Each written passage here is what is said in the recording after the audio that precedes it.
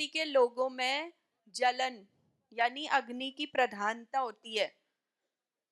Acidity, gastritis, gas ज्यादा बनती है, एसिड बनता है, खट्टे डकार आते हैं, सीने में जलन होती है, पेट में जलन होती है, हाथ पैरों में पसीना बहुत ज्यादा आता है, हाथ पैर हमेशा गर्म बहुत रहते हैं। पित्तज प्रकृति, ठीक है।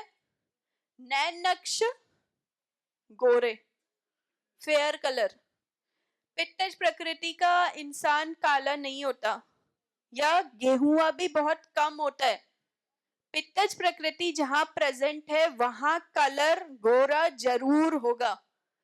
एक्सेस गोरा नहीं, क्योंकि हम सारे ब्राउन पीपल हैं, मतलब जितने भी हम इंडियंस हैं, जितने भी हम नेपालीज हैं, हम सारे लोग ही ब्राउन वाले उसमें आते हैं। हम लोग बहुत फेयर पे नहीं आते, वो सब फॉरेनर्स हैं। जो बाहर के लोग हैं ना, उन लोगों का है, उनका रीजन अलग है गोरे होने का। हम सारे ही ब्राउन वाले में ही आते हैं। गोरे तो होंगे, ऐसा नहीं है कि गोरे नहीं होंगे। जितनों में, हम में से जितने यहाँ पे हैं, जितनों में पित्तज प्रकृति होगी ना, वो बहुत काले भी नहीं होंगे, बहुत एक्सेस गोरे भी नहीं होंगे, पर वो गोरे होंगे, मतलब वाइट होंगे ये रूप रंग में। नैन नक्श, नैन नक्श कैसे होंगे?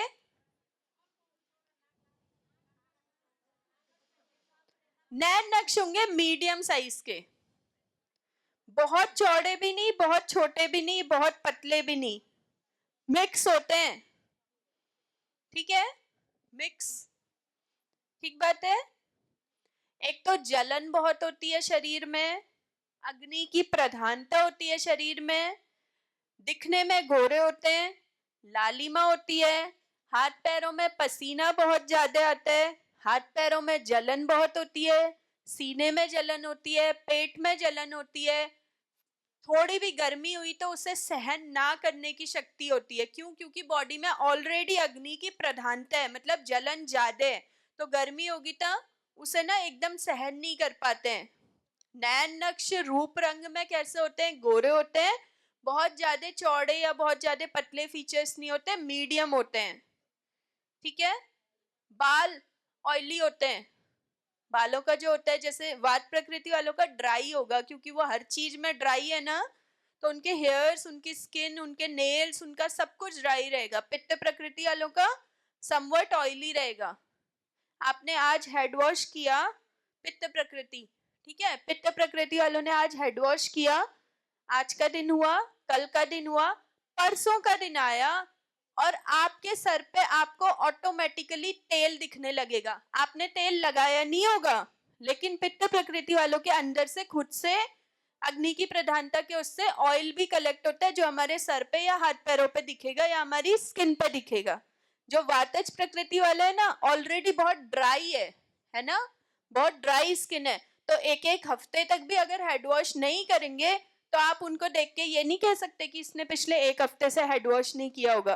पर जो पित्त प्रकृति, कफ प्रकृति वाले होंगे, उनके उसमें दूसरे या तीसरे दिन में उन्होंने तेल नहीं भी लगाया होगा, पर उनके सर पे, उनके फेस पे या उनके उस पे, चलो हाथ पैर तो हम रोज ही धुलते हैं, पर उनके सर पे आपको पता चल जाएगा कि हाँ, इनका तेल तेल सा हो रहा है, या इन्होंने शायद ऑयल लगाया होगा। बेशक नहीं लगाया होगा, पर पित्त प्रकृति वालों की समवट ऑयली स्किन होती है, ठीक है।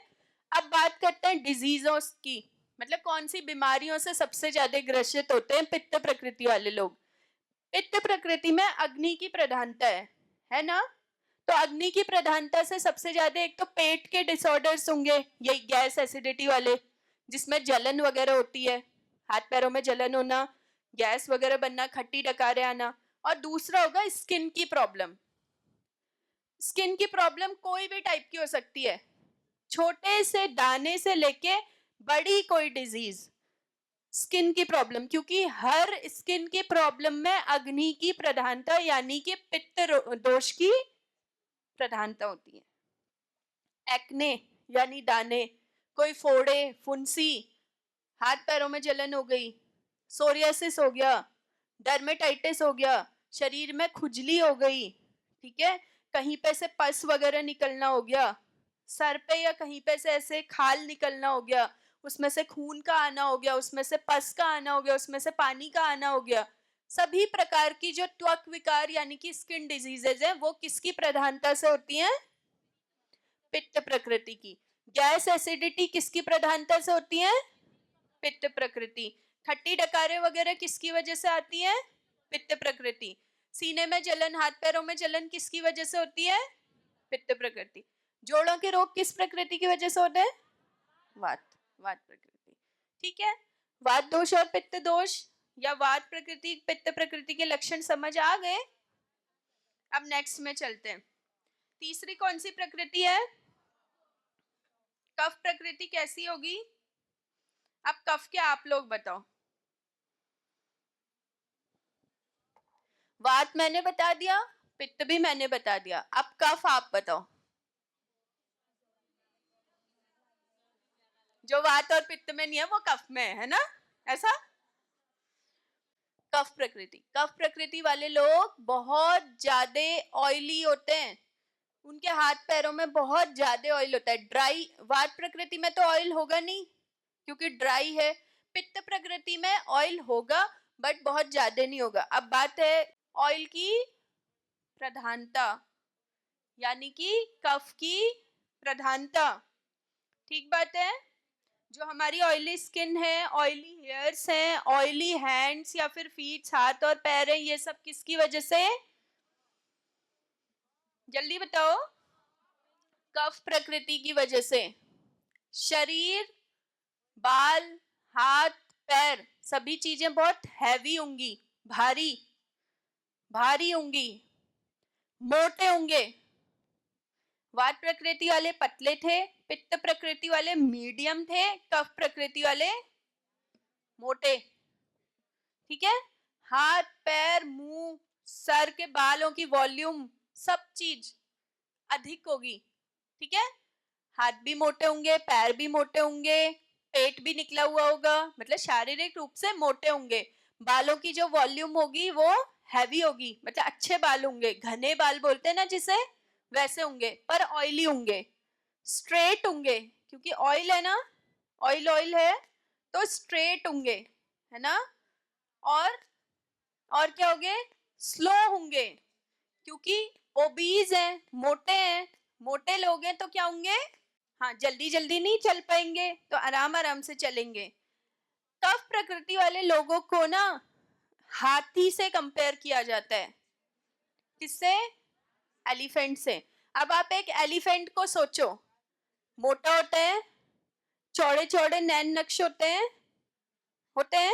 ऑयली ऑयली सी स्किन होती है, हाथ पैर मोटे होते हैं, चलता कैसे है? हल्के हल्के और हल्के हल्के स्टेप्स लेके चलता है। बोलता कैसे है? हल्के बोलता है। जो कफ प्रकृति वाले लोग होते हैं वो न ज्यादा तेज बोलते हैं, न ज्यादा तेज आवाज सहन कर सकते हैं। वात प्रकृति वाले बहुत लाउड बोलते हैं। जो वात प्रकृति वाला होता है ना वो बहुत चिल्ला चिल्ला के बोलता है। पित्त प्रकृति वाला और तेज, और जितना तेज बोलता है उतनी जल्दी आवाज डाउन भी हो जाती है पित्त प्रकृति वालों की, क्योंकि अग्नि एक बार लगी, जिस टाइम लगी उस टाइम तो एकदम से फटाक से लगी, पर शांत भी तो एकदम हो जाती है, तो वो पित्त प्रकृति। आप ऐसे ही कंपेयर करना कि वात प्रकृति में रफनेस, ठंडा, चंचलता, ये सब, पित्त प्रकृति में अग्नि से और कफ प्रकृति में हाथी से, तो आपको इजीली समझ आ जाएगा। अब आप नैन नक्श की बात में आ गए। नैन नक्श की बात में क्या है? चौड़े चौड़े होंगे बहुत ज्यादा ना, बहुत ज्यादा कहने का मतलब चौड़ा माथा।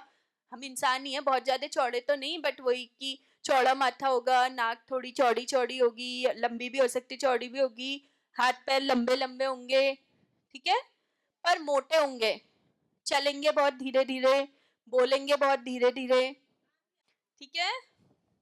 और क्या होगा? स्मूथ होंगे। ऑयल है ना शरीर में, इतना ऑयल है तो सॉफ्ट होंगे, मतलब हाथ पैर सॉफ्ट होंगे, रफ नहीं होंगे, सॉफ्ट होंगे, ठीक है। अब आप मेमोरी की बात करोगे तो वात प्रकृति वालों में चंचलता बहुत ज्यादा थी तो उनकी मेमोरी उतनी शार्प नहीं थी। पित्त प्रकृति वालों में मेमोरी शार्प है और कफ प्रकृति वालों की मेमोरी एक्सीलेंट होती है।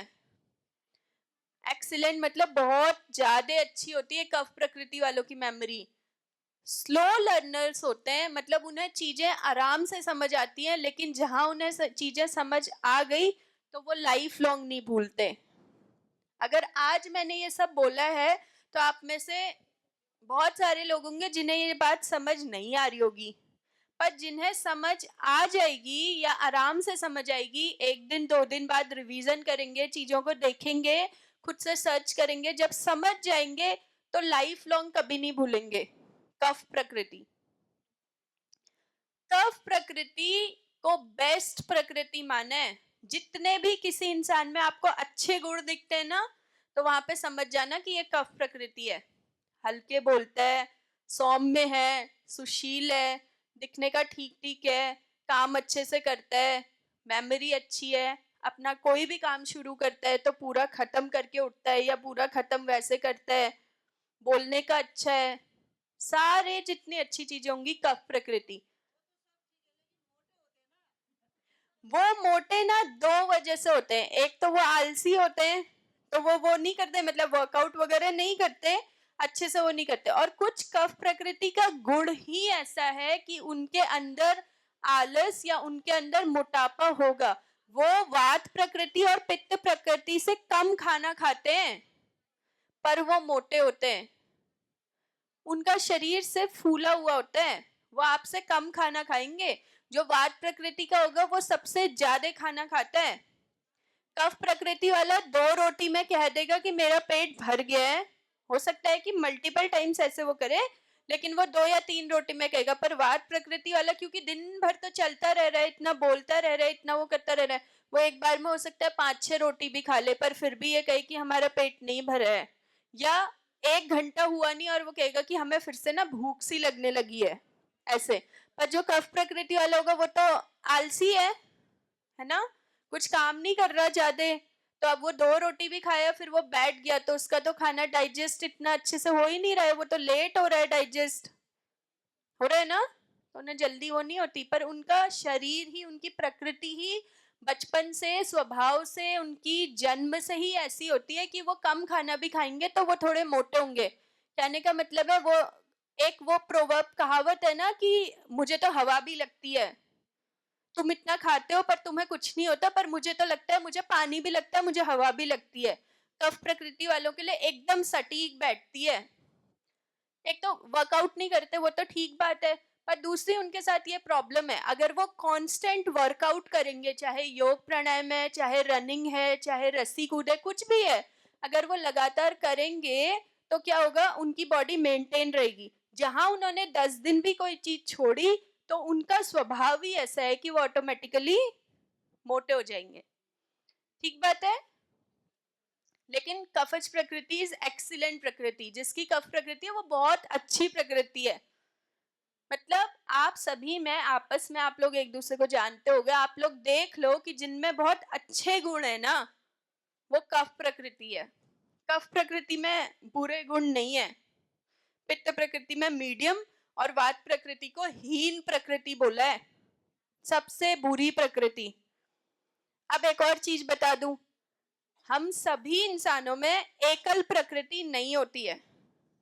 अभी मैंने तीनों प्रकृतियों के गुण बताए, और आप सब लोगों ने अपने आप को सोचा होगा या अपने आसपास वालों को सोचा होगा, पर आप में से कोई भी ये नहीं कह सकता कि मुझ में सिर्फ वात के गुण हैं या मुझ में सिर्फ पित्त के हैं, क्योंकि हम इंसानों में द्वंद्वज प्रकृति यानी कि डबल प्रकृति या त्रिदोषज तीनों प्रकृति पाई जाती है। हम में से कोई इंसान ऐसा नहीं है जिसमें सिंगल प्रकृति पाई जाती है। अगर मैं हूं तो मेरी कफ प्रधान पित्तज प्रकृति है, ठीक है। अगर आप में से कोई हो तो वो वात या पित्त होगा, या पित्त या कफ होगा।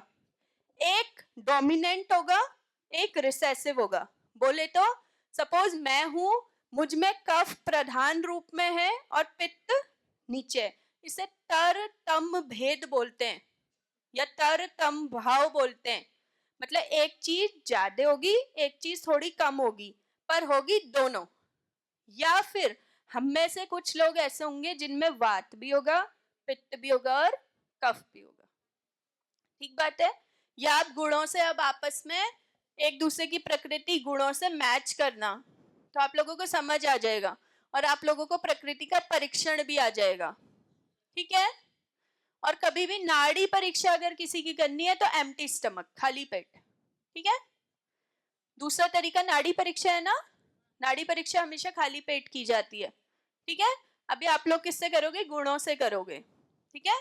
वात प्रकृति को हीन प्रकृति का है, कफ प्रकृति को उत्तम प्रकृति यानी सबसे अच्छी प्रकृति का है, पित्त प्रकृति को मध्यम प्रकृति का है। पर हम सभी इंसान एकल प्रकृति के नहीं होते हैं, हम सभी इंसान द्वंद्वज या त्रिदोषज, वात भी होगा, पित्त भी होगा, कफ भी होगा, या फिर वात पित्त होगा या पित्त कफ होगा या वात कफ होगा। मतलब दो प्रकृतियां हमारे अंदर प्रेजेंट होंगी। कोई भी ये नहीं कह सकता कि ये हीन प्रकृति का है या ये उत्तम का है। किसी में अगर वात डोमिनेंट है तो उसमें दूसरी प्रकृति पित्त होगी या कफ होगी, किसी में कफ डोमिनेंट है तो उसमें दूसरी प्रकृति पित्त होगी या वात होगी।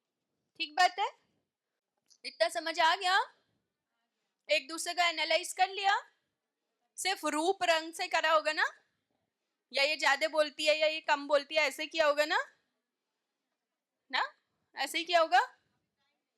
नहीं टाइम में। हाँ, जब आप लोग नीचे होते हो ना या जब आप लोग ऐसे होते तब एक दूसरे की प्रकृति परीक्षण करना। ठीक है। चलो, इसमें बुरा मानने वाली कोई बात नहीं है कि किसकी कौन सी प्रकृति है। मैंने बता दिया ना आप लोगों को कि एकल प्रकृति कोई होता ही नहीं है। ये तो हमारी ग्रंथों की चीजें हैं या ये तो हमारी प्रैक्टिकल चीजें हैं कि वात प्रकृति को हीन मानने का कोई ऐसा कारण थोड़ी है। वात प्रकृति को हीन प्रकृति इसलिए बोला गया है क्योंकि वो कभी एक जगह नहीं बैठते, उससे उनके शरीर को परेशानी होती है, उनसे उनके जोड़ों को, उनकी मसल्स को या उनके अंदर परेशानी होती है, इसलिए वातज प्रकृति को हीन प्रकृति का है। कफ प्रकृति को उत्तम इसलिए कहा है क्योंकि उन्हें परेशानी हो ही नहीं रही, इतना आलस भरा हुआ है। ऐसे तो फिर कफ प्रकृति में आलस इतना ज्यादा, उन्हें तो हम कह सकते हैं कि आप बहुत आलसी हो। इन प्रकृतियों को हीन या मध्यम या उत्तम ऐसे नहीं माना है कि इसका रंग काला इसका रंग गोरा, नहीं। काले गोरे पतले मोटे इन सब से कोई फर्क नहीं पड़ता। ये तो हमारी ग्रंथ वाली चीजें हैं कि इसमें ये चीज उत्तम है, इसमें ये चीज कम उसमें मात्रा में, इसलिए वात को हीन बोल दिया, पित्त को मध्यम बोल दिया और कफ को उत्तम बोल दिया। ठीक बात है। यह आयुर्वेदा का मोटा मोटा सिंपल सिंपल परिचय है। ठीक है। और भी आयुर्वेदा में बहुत सारी चीजें आती हैं, जैसे आयुर्वेदा में पंचकर्म आता है। पंचकर्म में क्या क्या आते हैं? पंच यानी 5, कर्म यानी कि काम। ऐसे 5 चीजें जिनकी मदद से हम एक स्वस्थ व्यक्ति के स्वास्थ्य की रक्षा और जो आतुर यानी पेशेंट है उसको स्वस्थ कर सकते हैं। वो 5 कर्म क्या है? नेति आती है षटकर्म में। पंचकर्म है वमन, विरेचन, बस्ती, नश्य, रक्त मोक्षण। वमन यानी मुख द्वार से जो शरीर की गंदगी है उसे बाहर निकाल के शरीर का शुद्धिकरण। विरेचन यानी गुदा मार्ग यानी मल द्वार से मलों को बाहर निकाल के शरीर का शुद्धिकरण।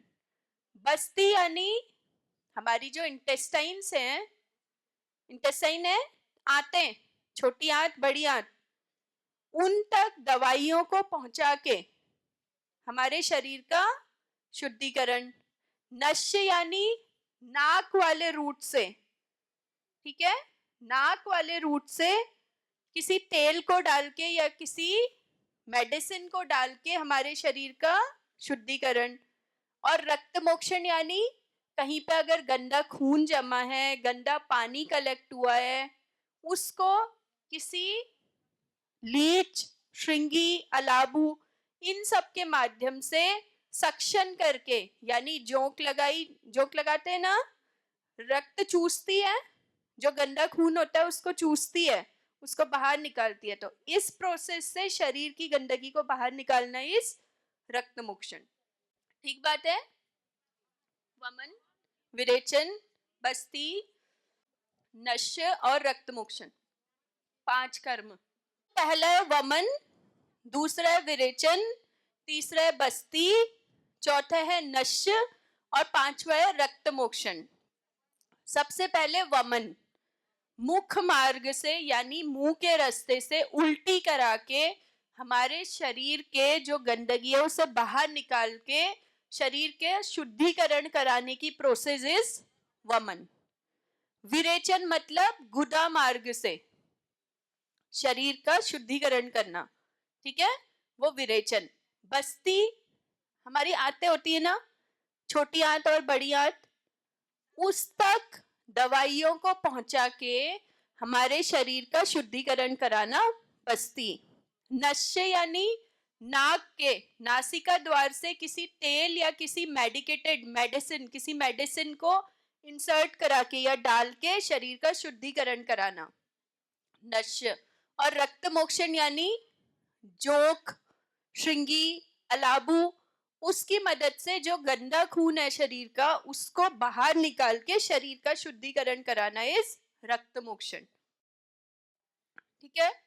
वात और पित्त का वो ट्रीटमेंट पूछा ना, वात दोष जो है उसमें क्या होगा, रुक्षता होगी, ड्राइनेस होती है ना, तो ड्राइनेस को आप कैसे खत्म कर सकते हो, जहां ड्राइनेस होगी वहां पे उस चीज को फिनिश कैसे करोगे, तेल लगा के। वात दोष की चिकित्सा स्नेहन, वात दोष की चिकित्सा स्नेहन, स्नेहन यानी मसाजेस। जोड़ों को स्वस्थ कैसे रख सकते हैं, किसी भी मेडिकेटेड तेल से रोज जोड़ों की मालिश करके, स्किन रफ है उसे कैसे सही रख सकते हैं, तेल लगा के, क्रीम लगा के, कोई भी मेडिकेटेड क्रीम लगा के। तो वात दोष की चिकित्सा क्या है, स्नेहन करना, लुब्रिकेशन करना, उस चीज को ऑयलीनेस प्रदान करना, यह वात दोष की चिकित्सा है। अब अगर आप दवाइयों में पूछ रहे हो कि वात दोष की चिकित्सा क्या है, तो वात दोष की दवाइयों में चिकित्सा ये है कि आपको साल में 2 बार अपने विटामिन और कैल्शियम की जांच करानी है, ठीक है। अगर आपका विटामिन कम आते हैं, चाहे विटामिन B12 है, विटामिन सी है, विटामिन ई है, या विटामिन डी है, या विटामिन B12 है, कोई भी आपका कम आता है, जो चीज आपकी कम आ रही है आप उसका सप्लीमेंट लोगे, ठीक है। 6 महीने में एक बार यानी साल में 2 बार, ठीक है, फुल बॉडी चेकअप कराना है, ठीक बात है। आपने अपना चेकअप कराया, क्योंकि हम देखो विटामिन की जो है, हम जोड़ों की रक्षा कैसे कर सकते हैं, उसमें प्रॉपर विटामिन और कैल्शियम की पूर्ति से। पर हमारे जोड़ों में प्रॉपर विटामिन या कैल्शियम है वो हमें कैसे पता चलेगा, ब्लड टेस्ट से। हमने अपना ब्लड टेस्ट कराया, उसमें हमने देखा कि हमारा विटामिन डी कम है, ठीक है। अब विटामिन डी के नेचुरल सोर्स तो है दूध और दूसरा धूप, एक तो दूध मिल्क और दूसरा धूप यानी कि सनलाइट, ठीक है। विटामिन B12 के क्या सोर्सेज है, जो नॉन वेजिटेरियंस है उनका तो सबसे बड़ा सोर्स है विटामिन B12 का नॉन वेज। जो वेजिटेरियंस हैं उनके लिए फिर मखाने वगैरह या सीड्स होते हैं ना, पंपकिन सीड्स, वाटरमेलन सीड्स, वो, ठीक है, और फिर अच्छी सब्जियां, ठीक है। अब आपने चेक कराया, आपका विटामिन डी कम आया तो आपको विटामिन डी की गोलियां लेनी है, विटामिन B12 कम आया तो विटामिन B12 की गोलियां लेनी है, प्लस साथ में जो नेचुरल चीजें हैं जैसे हरी सब्जियां खाना, मखाने खाना, दूध पीना, रोज आधे से 1 घंटे धूप में बैठना पतली लेयर के साथ, मतलब जो भी आपने कपड़े पहने वो पतले पतले पहनने में ताकि धूप लगे शरीर को, ठीक है, ये सारी चीजें।